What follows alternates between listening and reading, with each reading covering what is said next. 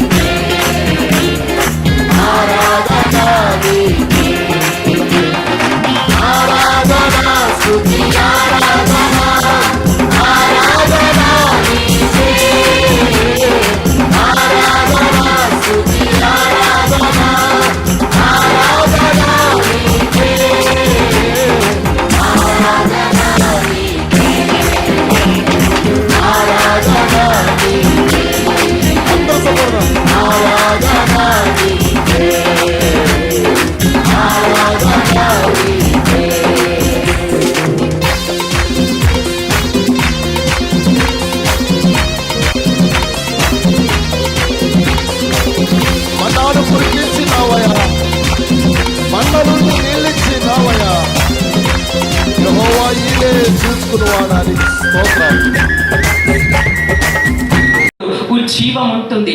ఏక మనస్సు కలిగినప్పుడు బలం ఉంటుంది. ఏక మనస్సు కలిగినప్పుడు శాంతి ఉంటుంది. ఏక మనస్సు కలిగినప్పుడు సమృద్ధి ఉంటుంది. ఏక మనసు లేకుండా నీదొక మనసు నాదొక మనసు ఉంటే చాలా కష్టం. దేవుడైతే వాళ్ళ పేర్లు జీవ గ్రంథంలో లిఖించాడు.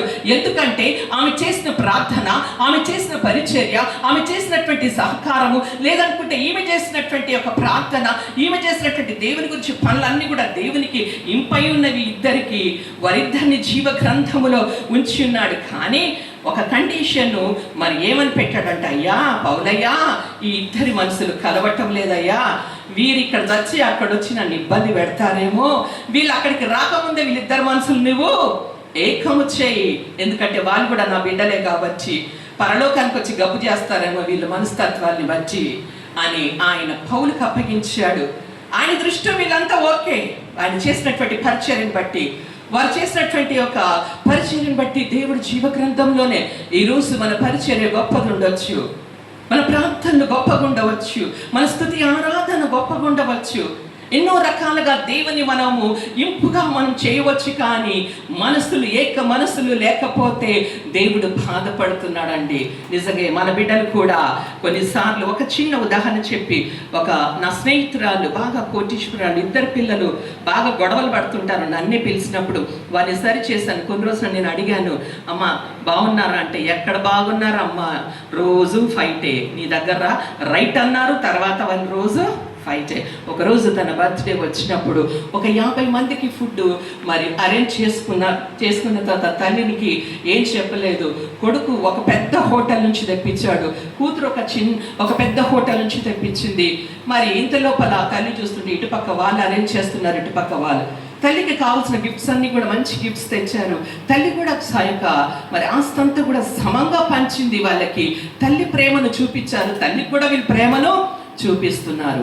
అప్పుడు నన్ను అడుగుతుంది, ఏంటి సిస్టర్ ఇవన్నీ రెండు వచ్చినట్టే. నేను అన్నాను, మీ అబ్బాయి ఒకటి మీ అమ్మాయి ఒకటి ఇచ్చినట్టున్నారు మీకు తెలియకుండా అని. ఇంకేముంది 50 ఆ యొక్క మెంబర్స్ ఫుడ్ అంతా కాస్ట్లీ హోటల్స్ నుంచి తెప్పించారు. నన్ను అడుగుతుంది, మీకు అక్కడ పక్కన హాస్టల్ పిల్లలు ఉంటారు, మీ అబ్బాయిది ఆశ్రయ ఫౌండేషన్ ప్యాకింగ్ కట్టి రోడ్డు మీద ఇస్తాడు కదా, తీసుకెళ్ళండి. నేను ఎక్కడ తీసుకెళ్ళను, ఆ ఫుడ్ హోటల్ ఫుడ్ హాస్టల్ పిల్లలకి ఇస్తే పొద్దున్న తింటే ఫుడ్ పాయిజన్ అయితే లేకపోతే తలకాయ నొప్పి అంటే ఇక్కడ ఏం కాలేదు, సంతోషంగా ఉంది ఆ తల్లి. వీరిద్దరు ఏక మనసు లేనందులో ఆ తల్లి అక్కడ దుఃఖపడుతుంది.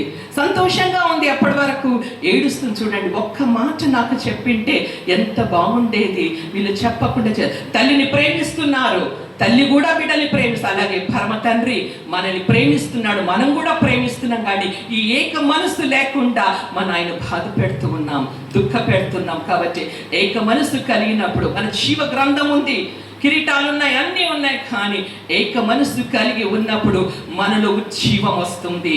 ఏక మనసు కలిగి ఉన్నప్పుడు ఒక చప్పట్లు ఇట్లా అంటే సౌండ్ రాదు, రెండు గట్టిగా చప్పట్లు కొడదామండి ఒకసారి. దేవుడి కొన్ని మాటలు దీవించి ఆశీర్వదించి